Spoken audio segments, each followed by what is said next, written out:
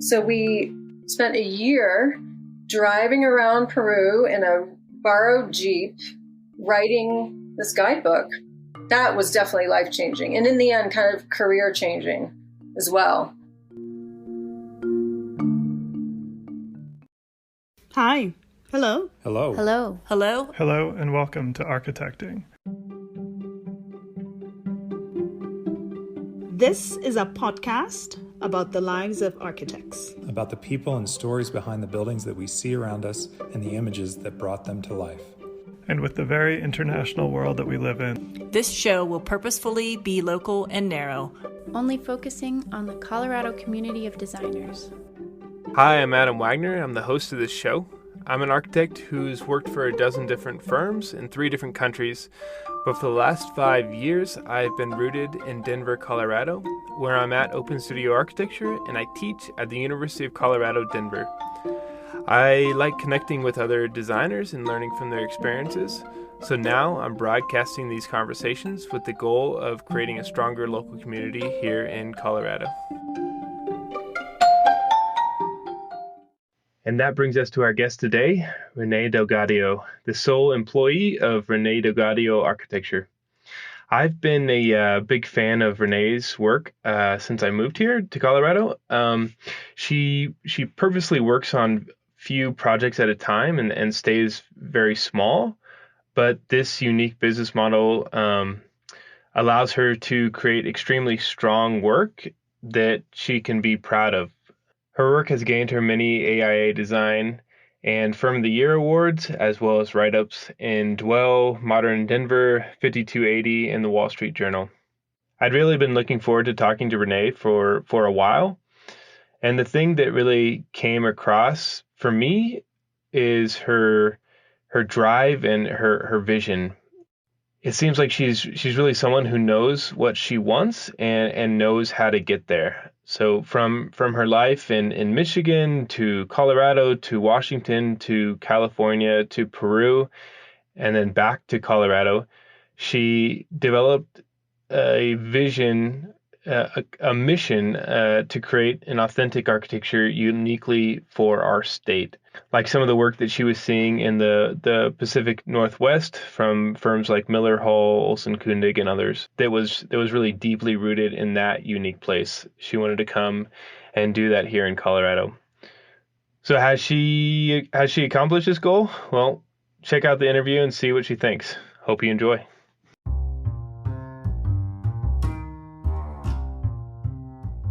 So our goal at Architecting is to help connect Colorado designers, and nobody is already doing this better than Modern in Denver. For over a decade, Modern in Denver has been striving to bring architects together and to educate the public about what good design can be and can accomplish. I'm very excited to be working together with them now on this shared goal. So over the years, they have constantly created fantastically curated stories about Colorado designers and projects, and work to connect the profession with live local events. So go out now, buy a copy of their new print issue, subscribe to their weekly email list, and follow them on Instagram. This is one of the best looking backgrounds I think we've had. You did your background. There's a real art to that, right? Especially This now. is where it happens. This is the shop. Where are you at? So what kind of space are you in? I have a home office. Just a tiny little corner in my house that I've been working out of for 10 years. Oh, nice. Yeah, so this whole COVID thing was no big deal for you. You were already used to it and set up and no change whatsoever. Nice. Same. Cool. Well, how's your Friday been going? Pretty good.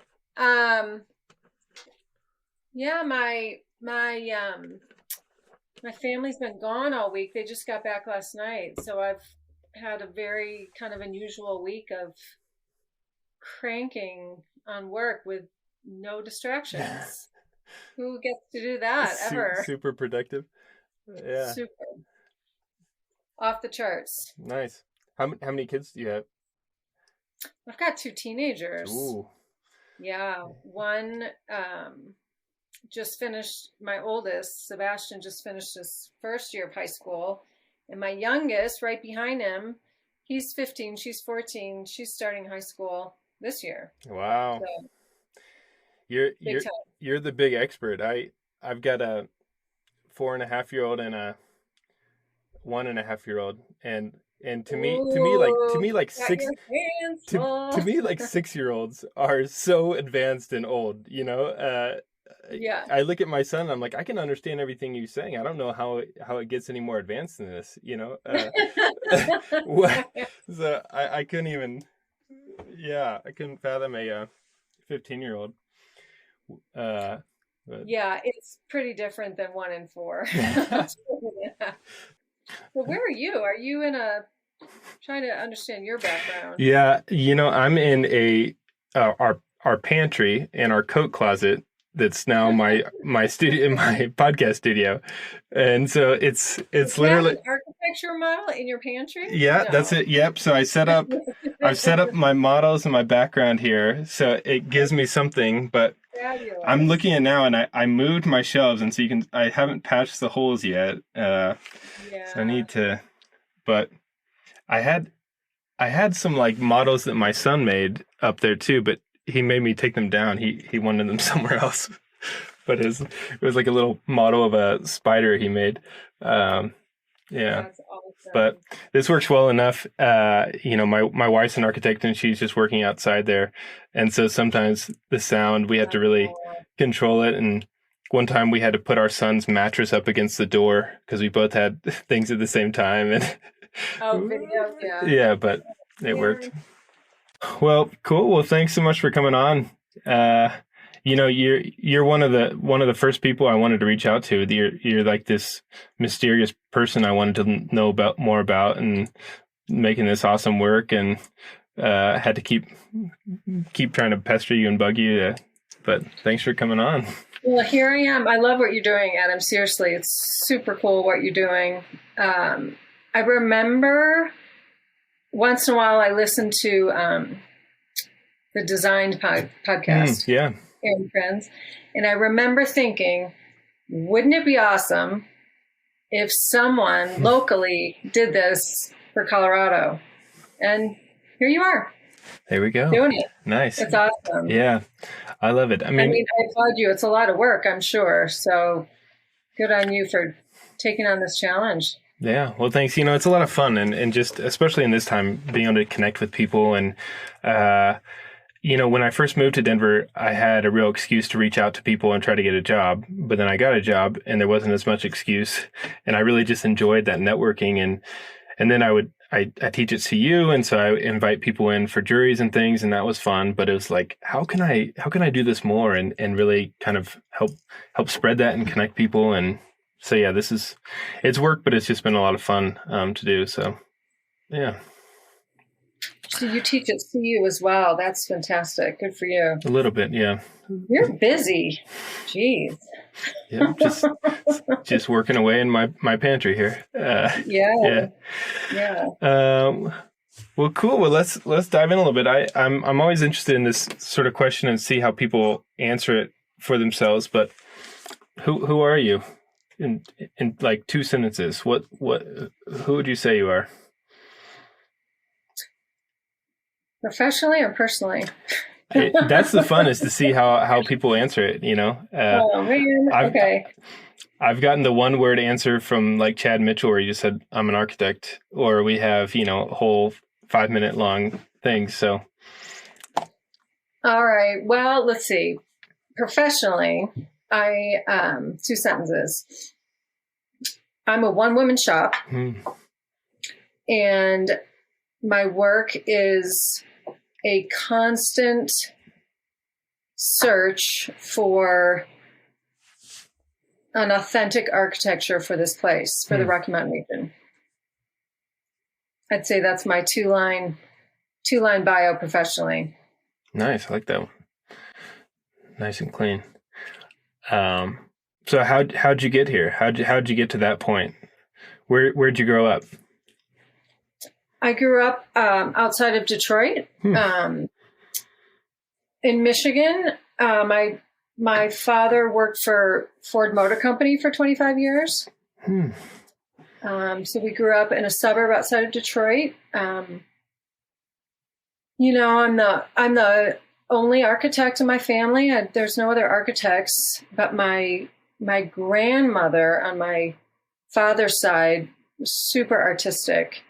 She was an artist. She was, you know, in the 40s at the Cranbrook Institute. Are you familiar with Cranbrook? Yeah, definitely. So, I don't know if I wouldn't say she hung out with these people, but she was definitely influenced by these architects. Saarinen and Kahn and Ray and Charles Eames were all, you know, teaching or, you know, designing at Cranbrook. And that was her era. And she was a weaver. She did these incredible weavings that were in the Detroit Institute of Art. She was a metalsmith. She worked with silver and gold. She did these incredible charcoal drawings, watercolor. She's just multi-talented. So that was my dad's side, you know, and she and my grandfather in the 40s owned a Scandinavian furniture and houseware shop in Birmingham. So you know, I grew up in this super simple house, but we had Barcelona chairs in the living room and Vasily chairs and Wegner furniture. And so I grew up with that, you know, that vein of modernism. Wow. But yeah, the only one ever interested in architecture, I went to University of Michigan. For architecture or? No, I did not study architecture at University of Michigan. I thought about it and I prepared myself for it. I took all the prerequisites, you know, the physics and the maths and the drawing courses, but I never ended up applying. I think I just wasn't ready, you know, pretty young. So I didn't study architecture in undergrad. What did you study? I had a pretty broad liberal arts degree. I majored in sociology and business. But always had architecture in the back of my mind for sure. And that mostly kind of came from your grandmother or just in general, that interest in architecture? You know, who knows where it originally came from. I think, you know, the pretty typical answer of being strong in maths and loving to draw, loving to build things, using my hands. It definitely felt like my path early on. I remember in high school, my dad helping me set up a visit, or spent a week during the summer at an architect's office. It was always on my mind. But yeah, I didn't really start focusing on it until grad school, later on, when I was 24. I didn't go to grad school till I was 24. So. And so what was that like? So you got out of Michigan, which is a really great architecture school, right? Exactly. And, yeah. And I'd say a little bit different than Washington, right? Architecture, maybe wise. And so you graduated and did you go right into grad school from there, or what was that path to get to Washington? You know, within days of graduating Michigan, I discovered Colorado. I had a boyfriend whose sister was going to be a freshman at Colorado. And so we, about 5 of our friends, we all piled into a car and drove out to Colorado from Michigan, and none of us ever came back.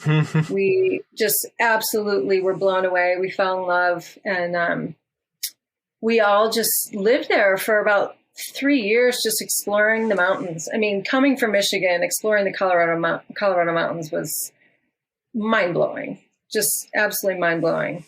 So spent about 3 years just, working, but really exploring and discovering Colorado. And then I was ready to apply to architecture school, I got that out of my system. I was ready, and I knew I wanted to stay in the West. So I only applied to schools in the West. I applied to 3-year programs, starting from scratch, really. Applied to 3-year programs, and I went up to visit Seattle and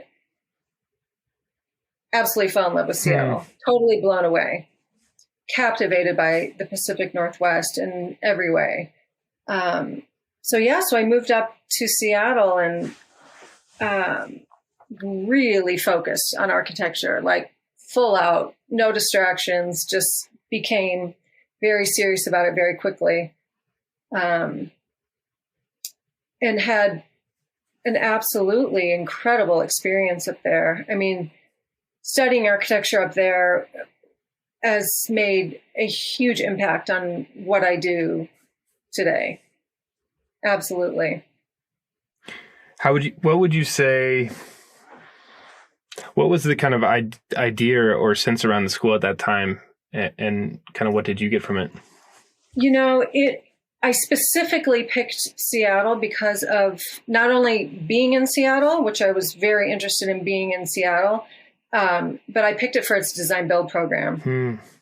There were not that, that was, at that time, there were not that many design build programs. And the design build program at the University of Washington was very strong. And that's why I picked it, a huge part. It was led by Sergio Pallaroni and Steve Bedaines, who were kind of the kings of design build at that time. Still are in a way. They were, that was the same era as like Samuel Mockbee. But Steve Bedaines started Jersey Devil up in Vermont, like way before that. So they were just killing it. They took us to Cuba. They took us to rural Mexico. They had a program in India. They were just doing incredible things all over the world. And I really wanted to be a part of that.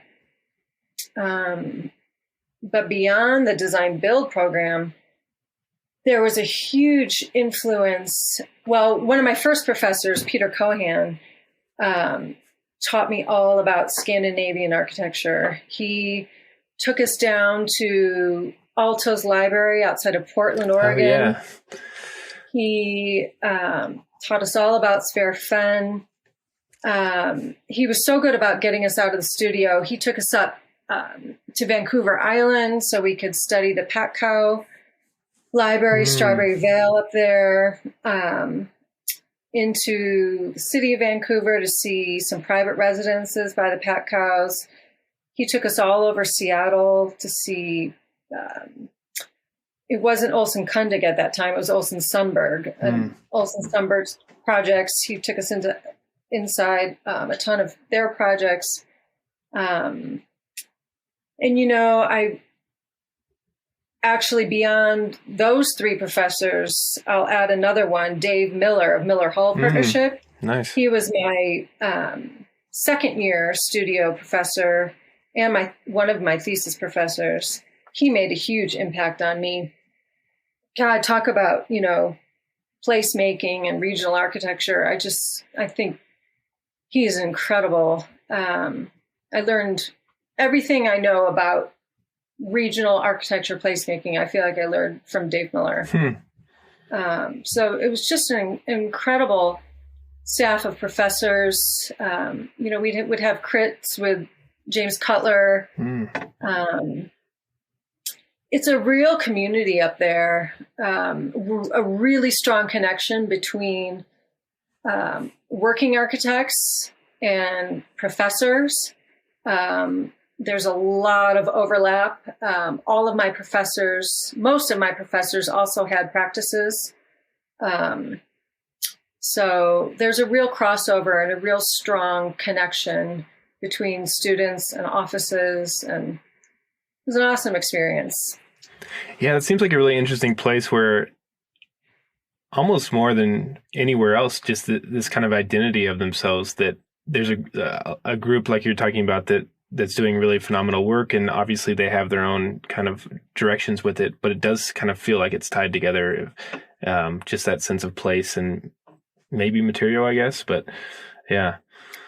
I think the regional architecture up in the Pacific Northwest is the strongest regional architecture in our country. I mean, it might not have the longest history, but the way people up there respond to the light, or maybe the lack of light, for many months of the year, to the natural landscape up there, I just think it's phenomenal. Yeah. It made such an impression on me. So that design build program, was that one of the 3 years, or just one semester, or how? It was all woven throughout. There was one whole semester where we spent, first we started in Cuba, and we designed a food co-op for rural farmers, a place for rural farmers to sell their food. And then we moved from there to a rural area outside of Cuernavaca, Mexico. Wow. And built a library.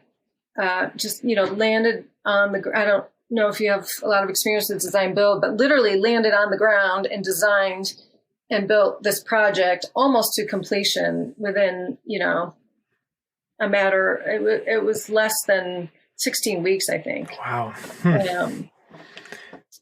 That was an awesome experience. Just, and looking back, I have to wonder if Steve and Sergio didn't have a plan before we landed on the ground, I think they had a way of making us think that we thoroughly designed those projects from scratch, but I think they probably were coaching us a certain way and had some kind of plan before we got there. But yeah, that sounds terrifying.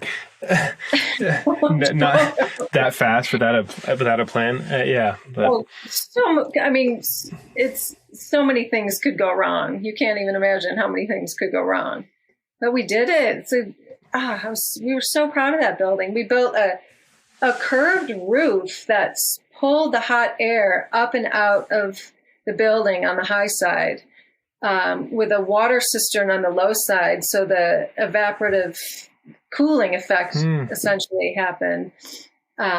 We built out of brick, of course, because that's what was locally available and that's what people were good at in that village.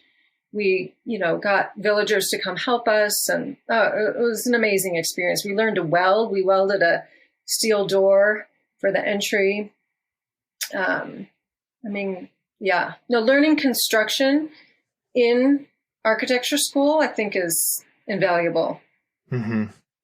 I love what Rick Sommerfeld is doing in Denver with those kids. I mean, that's game changing for Denver. Yeah, just that experience and such high quality. Yeah, and the amount of students that are being pumped through there. Yeah, seems like it's really doing well for the profession and locally.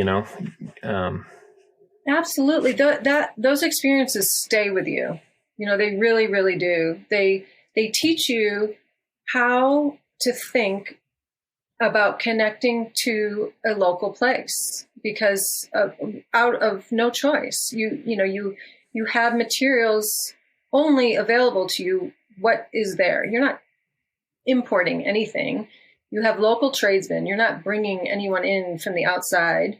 You're essentially looking at the vernacular architecture of that place and trying to do it in a modern way, quickly and efficiently and affordably.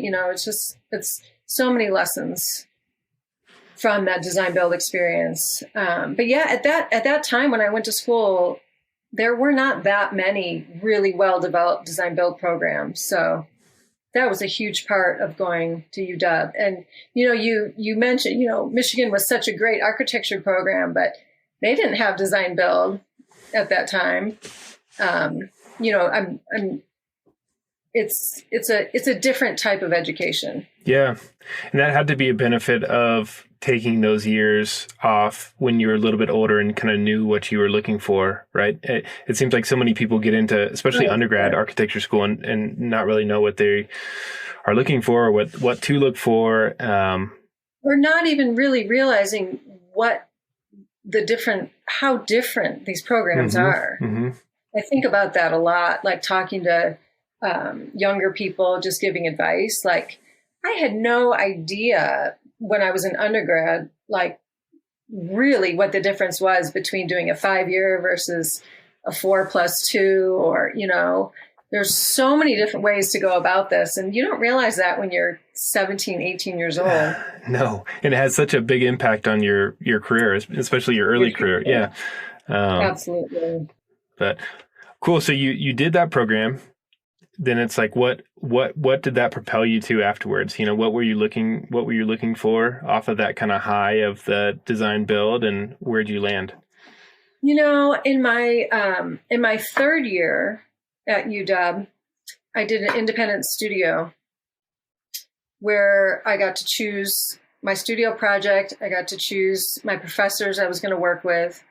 And I chose to design a house for my dad. And I did. And it got built, and it got published like that. As I was graduating, it was published in Dwell magazine. So I was like, this feels pretty good. I'm onto something, I'm on the right track. So I definitely wanted to start working for a residential firm. And for some reason, I had it in my head that I was going to go work for Noah & Hartman. They were a small residential practice in Berkeley, California. And I was so sure of myself. I was so just kind of wide-eyed and confident that I literally didn't have an interview. I didn't even have a phone call with them. I'm like, I'm going to move to Berkeley and work for Noah & Hartman. So I moved to Berkeley. Noah & Hartman were not hiring. So that didn't work out.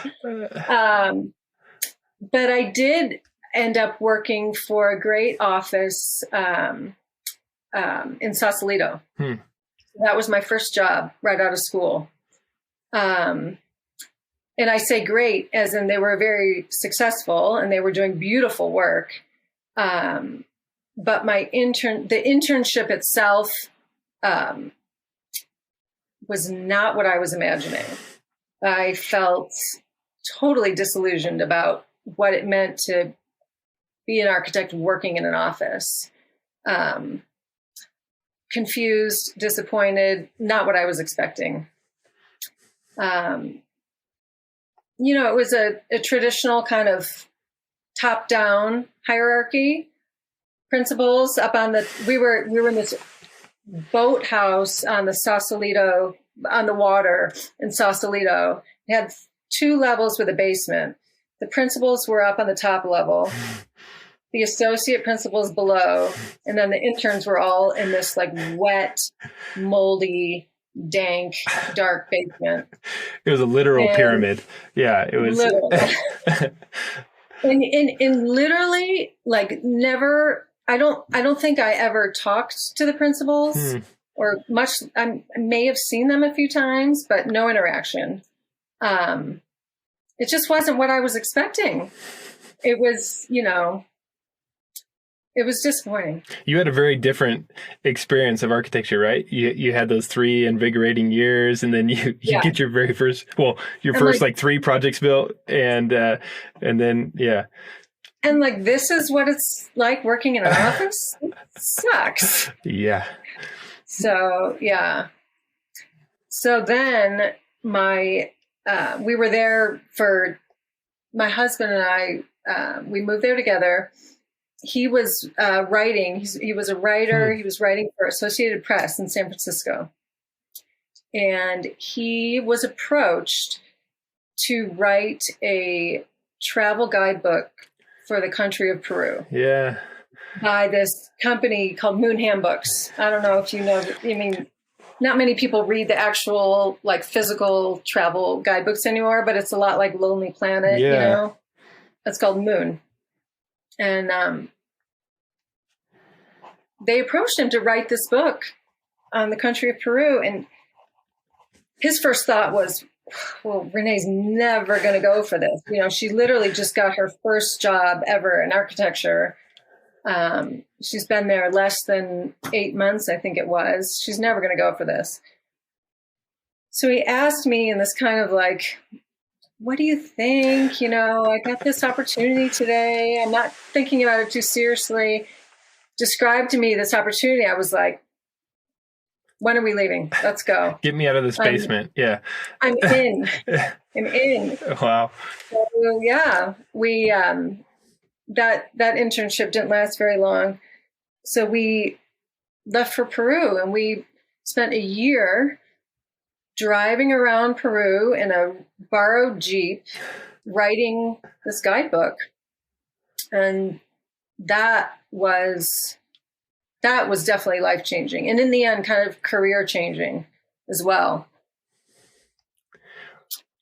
What does that look like? Like, I always wonder who writes guidebooks, right? I mean, do you go down and you kind of have to know what you're doing, and it's just talking with people and just experiencing and writing? That's a great question. So, well, they asked him to do it because he had lived in South America for many years. He'd lived in Chile, and he had lived in Peru. He had worked in Peru. He had written, he'd worked as a journalist. So he was a great fit to do this.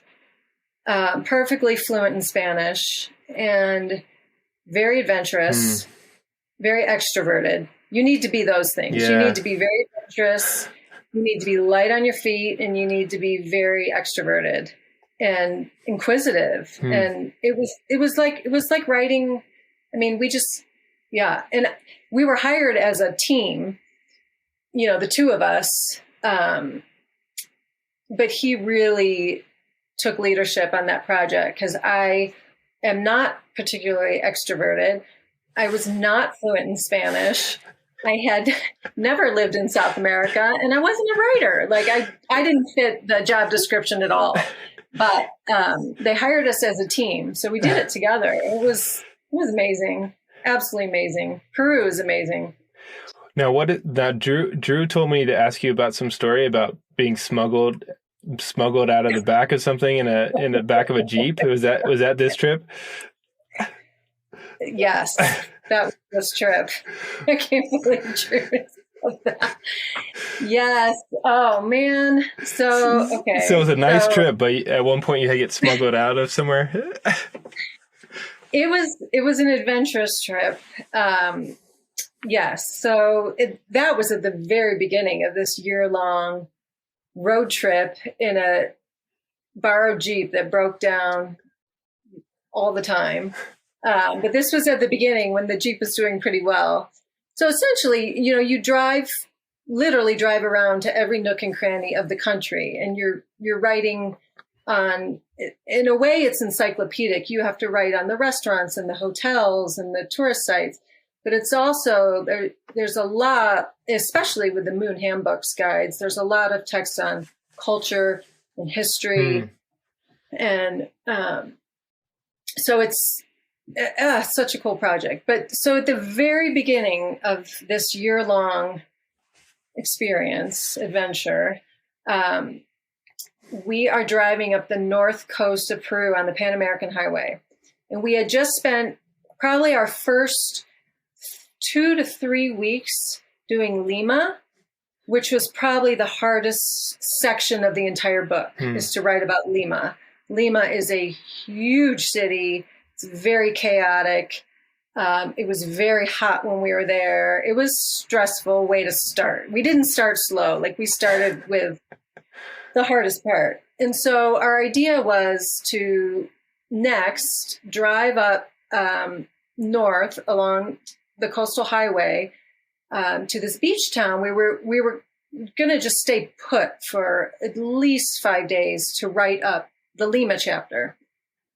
Because before that, we're literally moving every day. Like you don't get to stay anywhere very long. You're constantly moving to a new place every 1 or 2 days.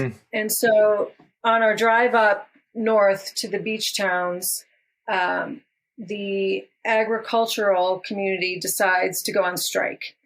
They were protesting something or other. I can't remember. But this happens a lot in Peru, and I mean, there's tourism strikes, there's education strike. Everyone strikes all the time. And what a strike looks like in Peru is roadblocks. There's only one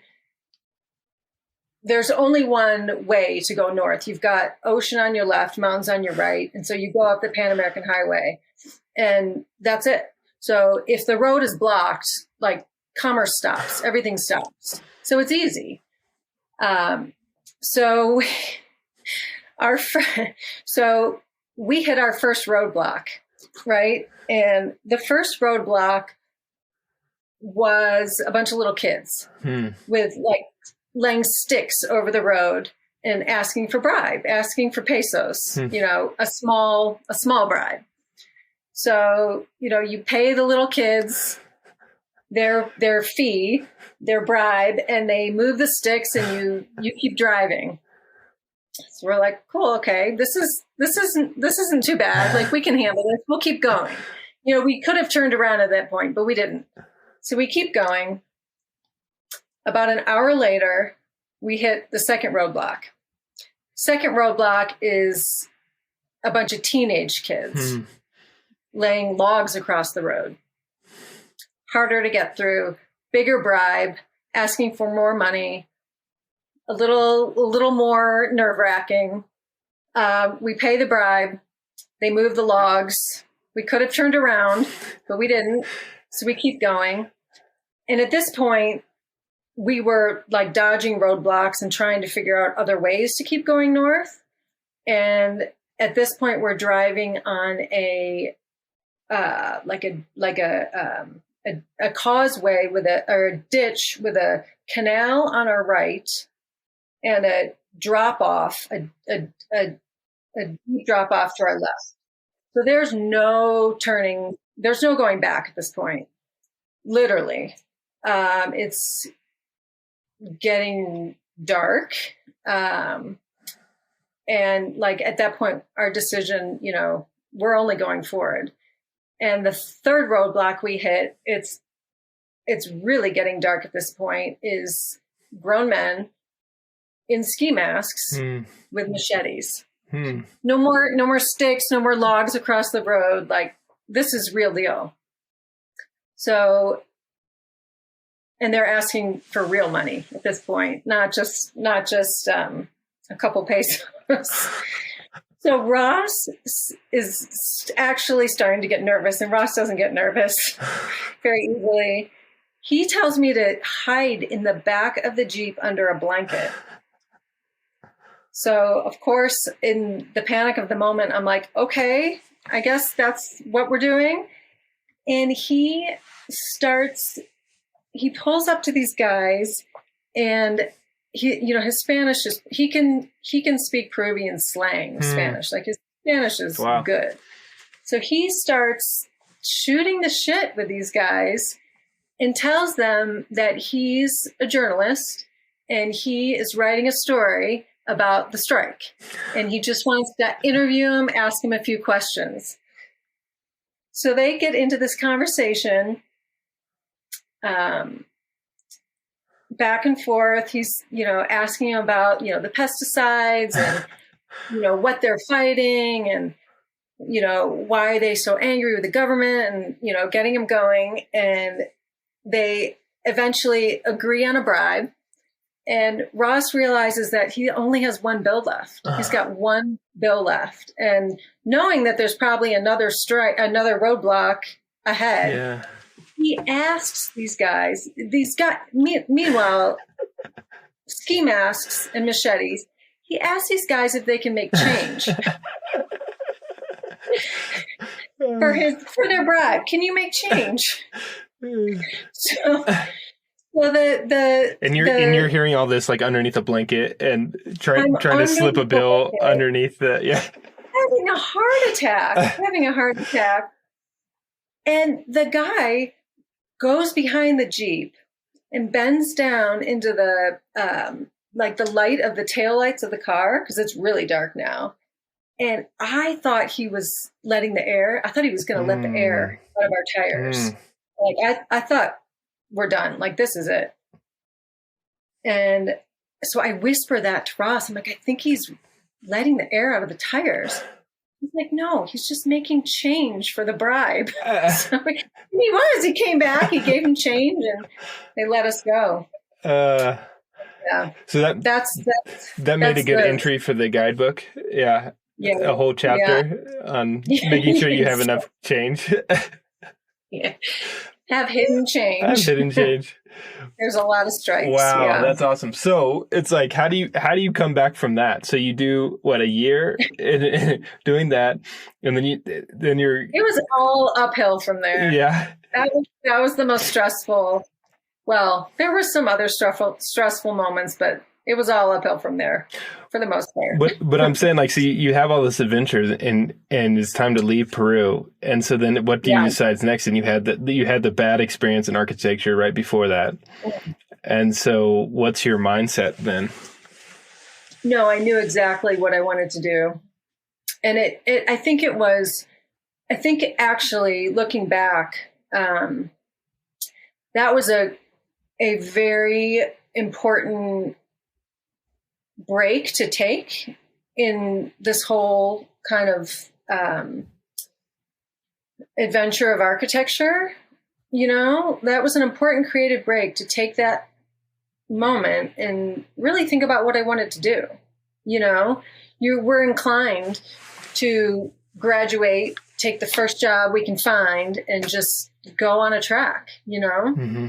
And that year, looking back, was really important to kind of take a pause and say, okay, what do I want to do with what I've just, I ended up at UW for 3.5 years. What do I want to do with everything that I have learned in those 3.5 years?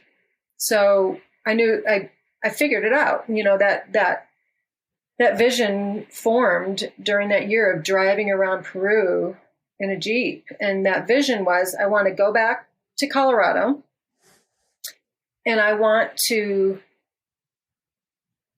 bring to Colorado the regionalism that I saw in the Pacific Northwest. Mm-hmm. I want to create authentic architecture that belongs to Colorado, the way I saw architects creating architecture that was so deeply rooted in the Pacific Northwest that I didn't necessarily see yet in the Rocky Mountain West. Like, my vision of architecture in the Rocky Mountain West was large, overwrought, lodges, over-designed, not sensitive to place in the way that I thought, in a way that I, thought could be. So I was pretty intentional about what I did from Peru forward. Everything I did was pretty intentional. So you came back to Denver, and then what was the first step of that sort of plan or path then? The very first step was getting the internship that I had originally wanted and needed. And that was the dream internship I got at Semple Brown. That was night and day from what I had experienced in Sausalito. And by that, I mean, Sarah and Rusty were absolutely approachable. They had a totally different business model of not hierarchical at all, literally and figuratively. Like, literally, we were all in an open studio with no, we're all just in the same room. So you, as an intern, you're learning from the principals, you're learning from the associate principals, you're learning from the quality control guy, you're learning from the accountant, you're learning from the interiors department. Like, you got an eye into every aspect of the business as an intern at Semple Brown, which is so valuable. And, they just had a philosophy of, like, they threw you off the deep end in the best way possible. Like, very early on, you are running projects, going to building sites, doing things that you definitely don't feel ready to do, but you just learn on the job that way. And there was no like CAD monkeys in the corner, it was just an invaluable internship. So and I knew I needed that. And that was, 3 years. And then at that point, I knew I had, certainly not ready, but I had at least a basis to begin thinking about what I wanted to do on my own. Yeah. And so were you attracted to Simple Brown also for, of course, probably for their design approach as well. Were they getting close to what you felt like that regionalism could be for Colorado? Absolutely. Yeah. I saw them as placemakers, I saw every project they did as creating a sense of place. And they were, all over the place as far as scale. From residential to the L.A. Cockins Opera House, but they were placemakers, absolutely. And I didn't mean to say that I didn't see architecture with a sense of place in Colorado at all, because they were certainly doing that and have been for so many years. I was very attracted to their office for that reason. Yeah. And so I'm always interested in that sort of moment, or that however long it takes when you decide to leave your firm and start your own firm. And so what did that look like? And there's kind of been a theme on here of like, how many days did it take to get your first project? I think the winner is like 250 right now, but what did that look like? I left after about 3 years, and it was during the recession, and they needed to let people go. They had to let a lot of people go. That was really hard for them at that time.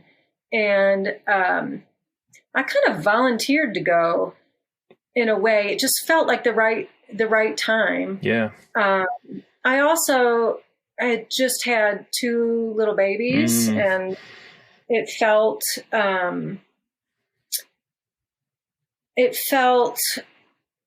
like a lot at that moment. So I think having those 2 children was part of it, but it was also the recession and the vibe at the office. The vibe at the office was like, in a way, I kind of felt like I'm probably going to get let go eventually. Like, they had to let a lot of people go. Yeah. And I was, I was probably one of the least experienced people there at the time. So it was a combination of those things. But, shortly after that,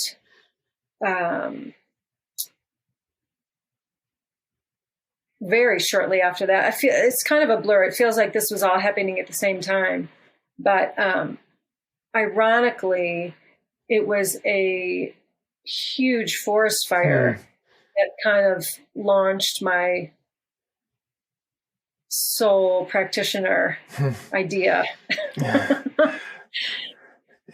Yeah, I've heard a little bit about this. So tell me more. What happened? So I think it was just the summer after. This must have been the summer after I left Simple Brown. It was late. It was the summer of 2010. And there was a massive forest fire in Boulder called the 4 Mile Fire, which happened over Labor Day weekend. And my family and I were camping. With Drew Harrison? We were camping with Drew and Leila. We were camping in the Holy Cross Wilderness. And it was probably one of the windiest camping experiences any of us had ever experienced. And we were definitely smelling smoke. And by the time we drove out on Labor Day morning, it was in the news that there was a massive forest fire in Boulder that started in 4 Mile Canyon and ended up burning 6,000 acres and burned 169 homes, including Ross and I's cabin that we had bought several years earlier up in the mountains above Boulder. So yeah, that was game changing because we were, obviously pretty freaked out and just couldn't believe what had just happened. But it took probably a week for them to confirm that our cabin had actually burned. And when you say cabin, do you mean it's like a second home or it was your primary home? No, it was, no. We were living in Denver in City Park West, and we had just bought this little old cabin that we were renting out to a CU student. So we were not living there at the time. We were living in Denver and just had this little old cabin that somebody else was living in. He was a music student at CU. So yeah, we found out about a week later that our property, not only had it burned, but it was literally the epicenter of the fire zone. So it was really burned, like every single tree on the property gone, everything. The house basically vaporized. Wow. Just the hottest fire you could ever imagine. About a week after they officially confirmed whose homes were lost and whose were not, they started allowing people back in to see their properties. And so we came up to see our property, and it's hard to even put into words what you see after a fire like that. I mean, it looks like the moon. It's just ash. It's just ash and skeletal remnants, black skeletal remnants of trees. Everything completely gone. Not even a clue that a cabin was ever there. Really?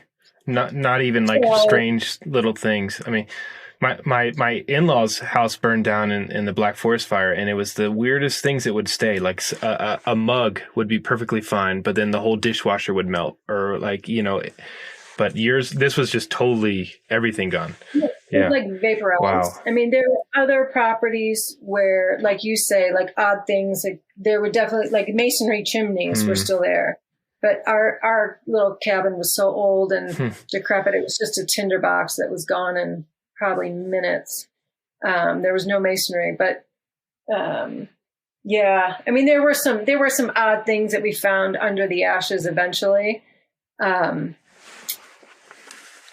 But yeah, so that was crazy. But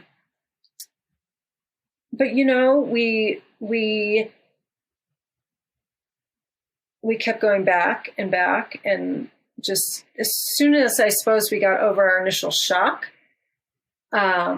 we started having like friends come and join us as work crews, and we were trying to, chip these old dead trees and rake up all this hydrophobic soil. And we were trying to, find some glimmer of hope in all this. And as we were processing and trying to figure out what we were going to do, the immediate reaction is just, we've just lost everything.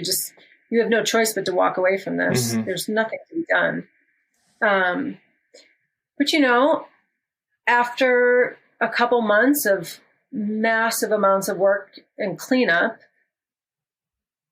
you start seeing things, like nature has this unbelievable capacity to regenerate. And I remember one day coming back in a sea of ashes, one little green piece of growth. And I remember that moment, like,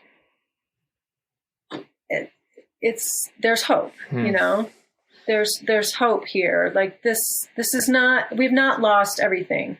We have just been given a very, very, very blank slate, you know, Yeah. Literally and figuratively. Black canvas. Yeah. Blank canvas. And after months of haggling with the insurance companies, which everyone in the community did, had so much trouble with the insurance companies after that fire, we were eventually given some insurance money that allowed us to start thinking, well, maybe we can do something with this, you know, maybe there is hope here. And, you know, the fire changed everything physically. Like, yes, it was a lunar, you know, it was just an expanse of ashes. It looked like you were on the moon, but there were new rock outcroppings suddenly that I'd never seen before. There was suddenly a view out to Denver that didn't exist before through the trees. There was a view to the east out to the Boulder Reservoir that before did not exist through the trees.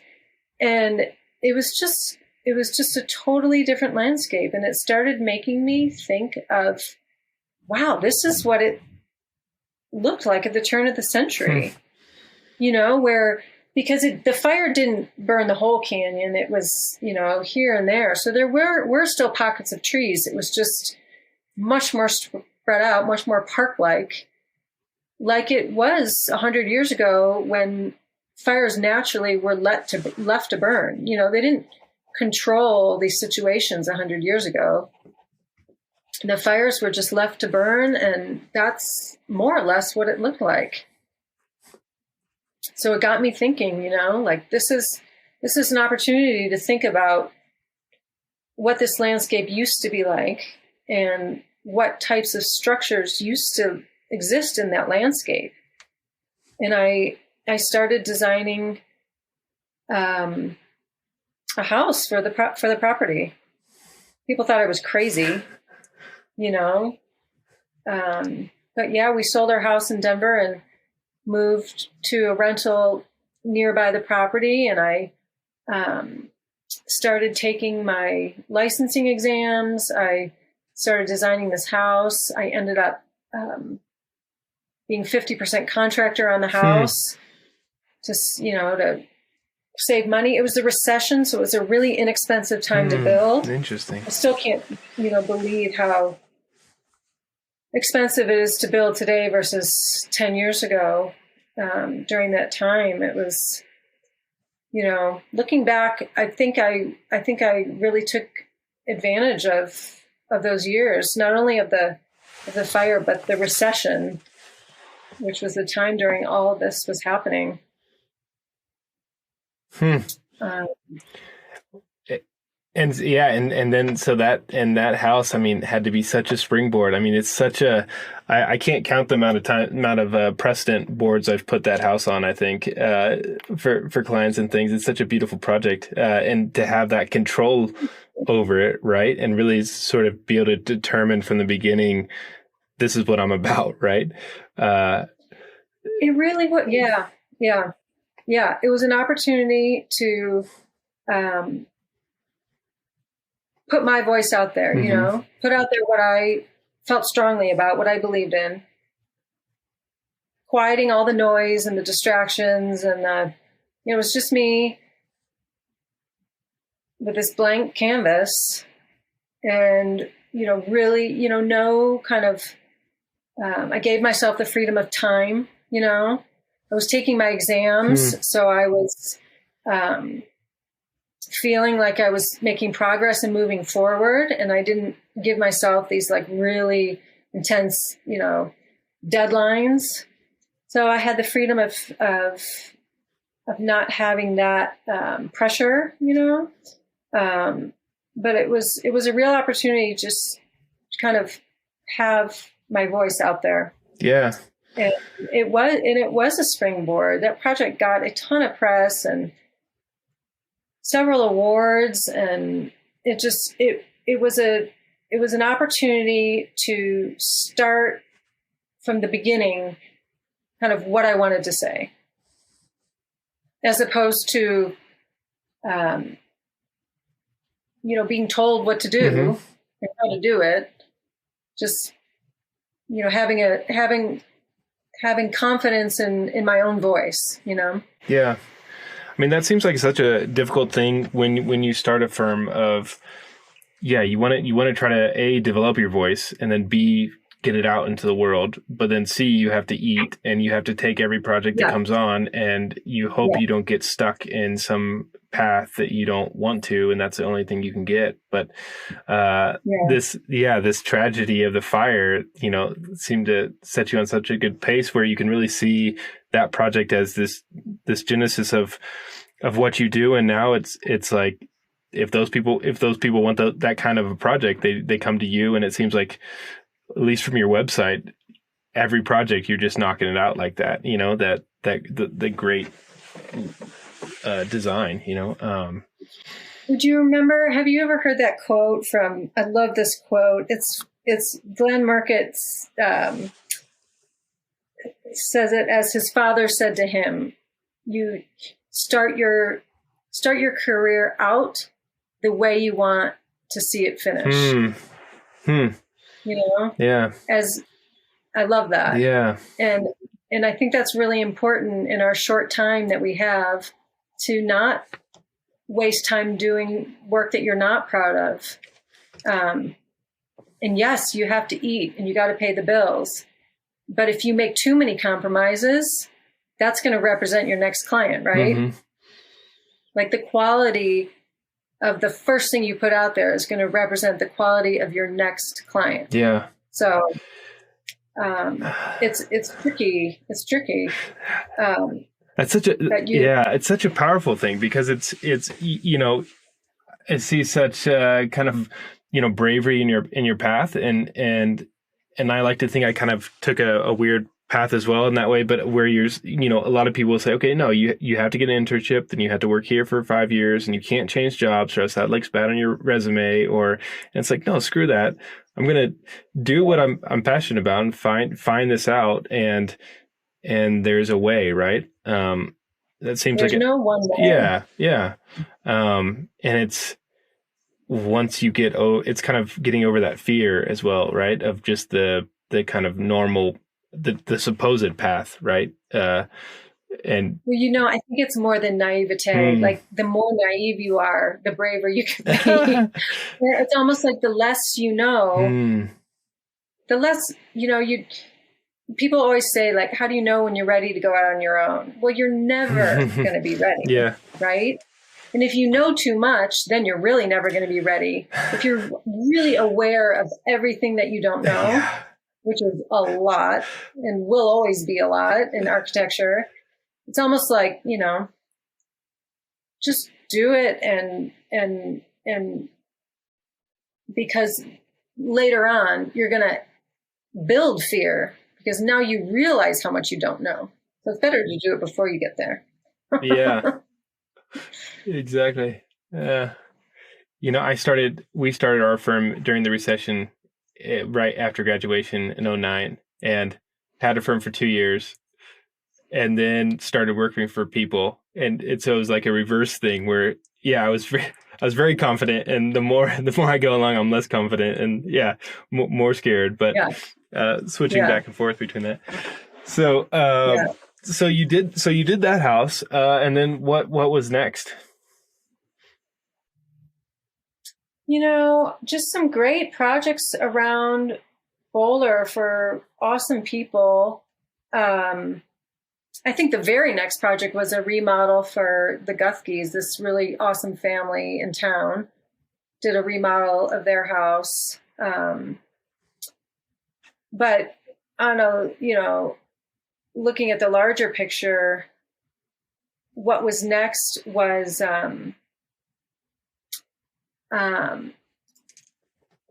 getting my license. during that time.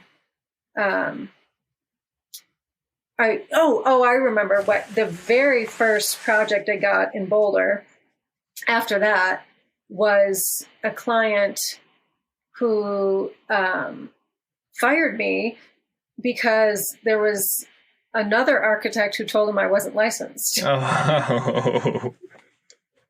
Yeah. Do you want to say that architect's name on here? We can get some revenge. Yeah, right. Yeah, I'm gonna.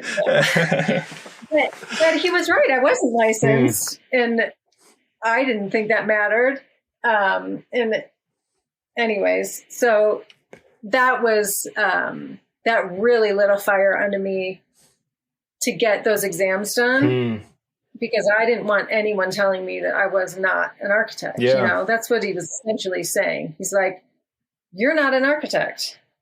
It's like, so that lit a fire under me, and I got those licensing exams done. That was the first thing I did after I finished that first project. So tell me about your kind of. And it goes back to your answer to who you are, but of your business model of just kind of staying a one person shop. And I was telling a group at work that I was interviewing you, and I felt like 3 or 4 people all said, "Oh yeah, I applied to her when I got here. I applied to her," and it's like I think she only has. I don't think she has any employees. So is that a pretty conscious decision? I mean, obviously, and just the idea of doing houses very well and being able to do a few of them. I mean, it's super conscious, and I think it also has a lot to do with my personality. Like that the experience of my first project really clarified like how I work best. And, I mean, just practically, I've always known that if I start hiring people, then I'm going to have to start managing people. And it's not really what I want to be doing with my time. I really just want to be designing. And I really feel passionate about, keeping things simple, just in life in general. Life and work. I really like the simplicity of being able to take fewer projects because I don't have a big overhead. Actually, I have zero overhead. And I've never been interested in quantity. I'm able to pay the bills and make a decent living I have about 3 projects going on at the same time, typically in different phases, but no more than that. And that's sufficient for me to make a living. And I don't have any dreams of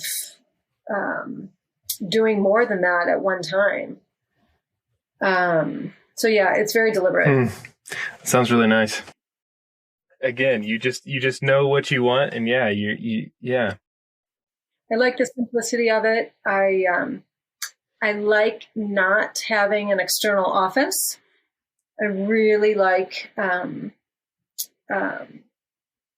working where I live. I know, and that's a personality thing. There's so many people who are like, "You're crazy. I can never do that," but I love it. I think, people always comment about like, well, but don't you need, work and life separated? And I just really don't. Yeah. Like it's just my thing. It's all one thing, Yeah, I like that. I agree with that. But for more than anything, it's the simplicity of it, and being able to pick and choose projects is really important to me. And I also know that if I grew and had employees, I'd have to have more projects. And then you often do have to take projects maybe you don't really want to take, but you've got to feed this mouth and that mouth. So here you are with projects that you're not super proud of. Yeah. I want to be proud of everything that I do. Yeah, that's awesome. So you came to Colorado with that idea of really developing your idea of regionalism for the place, right? Do you think you've achieved that to your satisfaction? Are you keep going on? What project kind of nailed it the best, or? Never. It's like this constant study. It's this constant search. And every project is like an experiment in a way, a laboratory to figure out what's working and what's not working. That informs the next one. And I don't imagine I'll ever have it, completely nailed or figured out. But I just love learning. I mean, I'm the first to admit when something's not working, and I get excited about it in a way because I know I get excited that I can fix that in the next one. I can do that better. And so, just it'll be a lifelong pursuit for sure. Nice. What's do good architecture? What my husband does, his name is Ross. He takes high school age students overseas to do service work in underserved communities. And he and I collaborated on a project a while back in Africa, in the town of Aloika outside of Kenya. And he brought his students, and I designed a project that we all built together.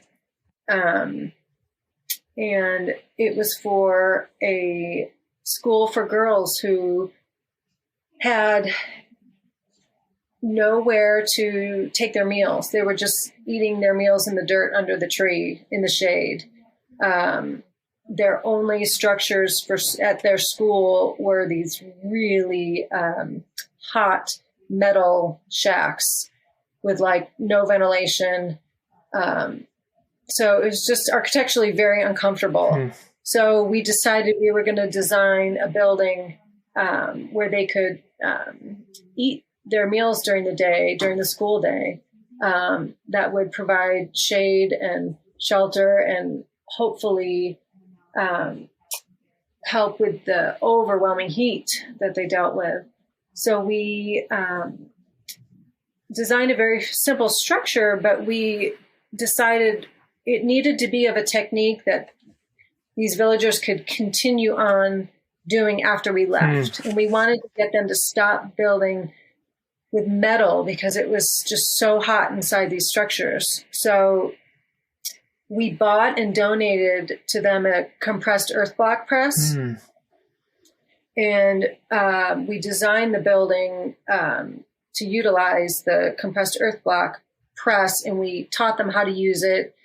We learned how to use it we all learned how to use it together. And you basically just gathered sand and clay and mixed it with a little Portland cement to make these blocks right from the site. It was pretty successful. It was, of course, these projects are always harder than you think. But I would say it was successful in that the compressed earth block construction really worked. We had a lot more trouble with the roof. Just even getting materials there was a massive challenge. But I would say the wall portion of the building was very successful. And then we left the earth block press behind, and they did continue to use it to build other buildings for the school. And how long were you there? That was like 3 weeks. 3 weeks. It was okay. It was quick. It was another thing like your design build, experience all over again, and from school. Totally. Yeah. But Ross, his organization is called the World Leadership School. World Leadership School brought, it was like 20 plus students. So we had a huge construction labor force there. So the building went up quick. And we had also had people locally helping us. So, we did a lot in 3 weeks. And then they tried to finish the roof after we had left. So, wow. Yeah, that was an amazing experience. And I hope to do more projects like that in the future for sure. Yeah. Another benefit of, I guess, having your own company where you can kind of take those trips, but I'm sure you're always busy as well. But no, yeah, absolutely. You can, forge your own path when you don't, when you run your own shop. Yeah. Well, cool. I always thought you were kind of mysterious. I just see this great work and didn't know much about you, and I was so glad that you agreed to come on here, and appreciate talking and hearing these great stories. So thanks for coming on. Thanks, Adam. That's awesome. I really appreciate you having me. Yeah. Thank you for listening to this week's show. You can visit architecting.com, that's architect-ing.com, to see images from this week's guest. And please rate and review the show wherever you listen to podcasts. Have a great week and keep connecting. Just before this, just a few minutes ago, I got a message from Drew Harrison giving me a bunch of good questions to ask you. No.